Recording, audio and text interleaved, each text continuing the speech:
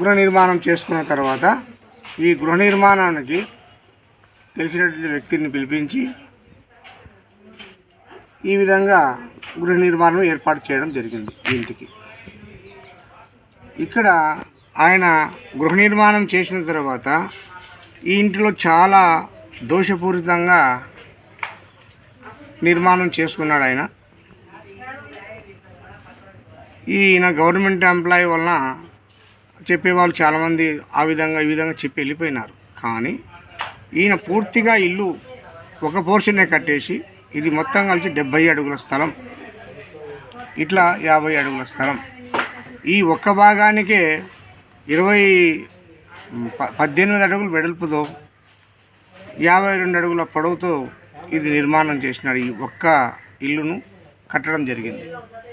ఈయన కట్టిన విధానంలో ఆయన ఏం చేశాడంటే ఇక్కడ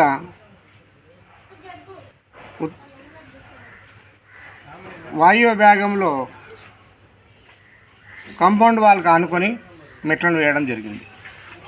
అదేవిధంగా ఇంటి హద్దు చేసుకొని నిర్మాణం చేసినాడు. ఇంటిని హద్దు చేసుకొని బాత్రూమ్ కట్టినాడు. ఇక్కడ ఈ బాత్రూము, ఈ మెట్లు ఈ కాంపౌండ్ వాల్కి ఆనుకొని, అదేవిధంగా ఇక్కడ మళ్ళీ ఇంకొక మిస్టేక్ ఏం చేశాడంటే ఇక్కడే బాత్రూమ్ కట్టినాడు. ఆయన ఇక్కడే అతను బాత్రూమ్ కట్టడం జరిగింది. ఈ ఇంటి స్వభావాన్ని పూర్తిగా ఇక్కడ వాయువు విభాగాన్ని మూసివేసినాడు ఇక్కడ. అదేవిధంగా ఇతని కుమారుడు, ఇద్దరు కుమారులు, నాకు రేప మాప ఉద్యోగం వస్తుంది, అన్నీ అయిపోయినాయి, ఉద్యోగం రావడానికి ఇంకా ఒక 3 నెలలు 5 నెలల లోపల ఉద్యోగం రావాలి. అంతలోపు గృహప్రవేశం చేశాడు. ఈ ఇంటి యజమాని గృహప్రవేశం చేసి ఇంట్లోకి వచ్చినాడు. ఈ గృహప్రవేశం చేసిన తర్వాత ఆ కుమారుడికి ఉద్యోగానికి పోతున్నాడా ఇంకా ఆడికి పోతున్నాడా మెంటల్ డిఫెక్ట్ వచ్చేసింది. ఏ విధంగా వచ్చిందంటే ఒక్కసారి మీకు వివరిస్తున్నాను చూడండి. ఇక్కడ ఆయనకు నైరుతి భాగం పూర్తిగా పెరిగిపోయింది. 3 అడుగులు ఖాళీ స్థలం, 3 అడుగులు నైరుతి భాగం పెరిగి ఈ స్థలానికి ఇంటికి వదిలిన తర్వాత 16 అడుగులు ఆగ్నేయం పెరిగింది. దక్షిణ ఆగ్నేయం 16 అడుగులు పెరిగింది. తూర్పు ఆగ్నేయం మొత్తం కలిపి 16 అడుగులు. ఈ విధంగా లోపభూయిష్టంగా ఉన్నటువంటి ఈ హద్దులను ఆయన ఏం చేయకుండా ఖాళీ గృహ నిర్మాణం ఒక్కటే చేసినాడు. ఈ గృహ నిర్మాణం చేయడం వలన ఆ పిల్లోనికి మానసికంగా ఏం చేస్తున్నాడో వానికే తెలియదు.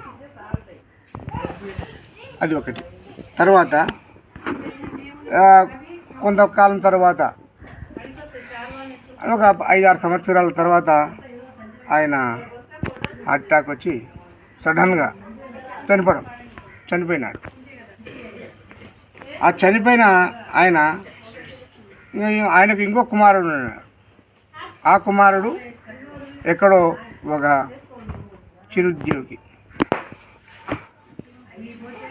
ఇద్దరు కొడుకులు కాబట్టి ఈ ఇద్దరు కొడుకుల్లో ఒక కుమారుడు, ఇప్పుడు వీళ్ళు ఏం చేసినారంటే ఒక చిన్న పొరపాటు చేశారు. వీళ్ళు పెద్ద కుమారుడు పెళ్ళయింది కదా, ఆయన భార్య ఏదో వేసుకోవాలా, ఇక్కడ బాగుంటుంది, మనకు అనుకూలంగా ఏదో పెట్టుకుందాం, ఆవులుగా మనం ఇది బాగుంటుంది అనే ఉద్దేశంతో ఇక్కడ రేకులు వేయడం జరిగింది. వాళ్ళు రేకులు వేసిన తర్వాత వీళ్ళు చేసిన తప్పిదం ఏమంటే పూర్తిగా ఆగ్నేయం మూసేసినారు. కంప్లీట్గా ఆగ్నేయం వరకు రేకులు వేయడం జరిగింది. రేకులు షెడ్ వేసినారు. ఇక్కడ ఒక పక్క పూర్తిగా ఆగ్నేయం పెరగడం, ఒక పక్క నైరుతి పెరగడం. దిక్కుచోచని శిస్తి వాళ్ళ ఇంటిలో 24 గంటలు కొట్లాటే. ఇప్పుడు నిమిషానికి ఒక కొట్లాటే. ఇటువంటి సందర్భంలో చిన్న కుమారుడు, చిన్న కుమారుడు యొక్క భార్య చాలా, ఆమె ప్రతిరోజు గుడికి పోయి శివార్చన వచ్చేటువంటి ఆమె సడన్గా ఈ ప్రభావం వలన, ఈ ఇంటి ప్రభావం వలన ఆమె కూడా చనిపోవడం జరిగింది. ఈ లోపభూయిష్టమైనటువంటి ఈ ఇంటిని ఆయన నిర్మించుకున్న తర్వాత ఆయన చనిపోయినాడు, ఆయన కొడుకు చనిపోయింది,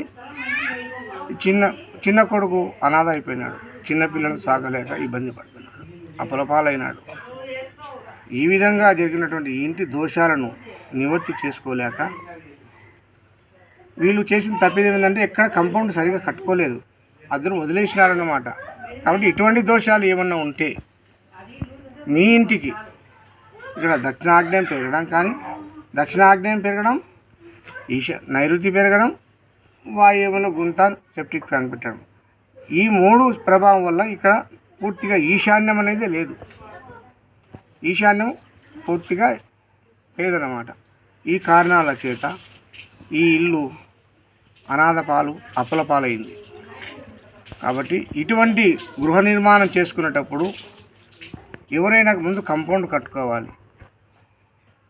కంపౌండ్ కట్టుకున్న తర్వాతనే ఎక్కడ కూడా ఒక ఇంచు పెంచుకోకుండా బాగుంటుందనే ఉద్దేశంతో ఇది ఇబ్బంది పాలైనటువంటి కుటుంబమని వాళ్ళు ఈ విధంగా అతను మంచి ఆఫీసరు, మరి ఏం చేసినాము, భగవంతుడు పెట్టేదానికి ఎవరేం చేయలేము కదా. కాబట్టి వాస్తు దోషాలు ఏదైనా ఉంటే మీరు సరిదిద్దుకోవాలని, ఆ లోపాలను సరిదిద్దుకోవాలని మీకు తెలియజేస్తూ ఈ వీడియో చేయడం జరిగింది.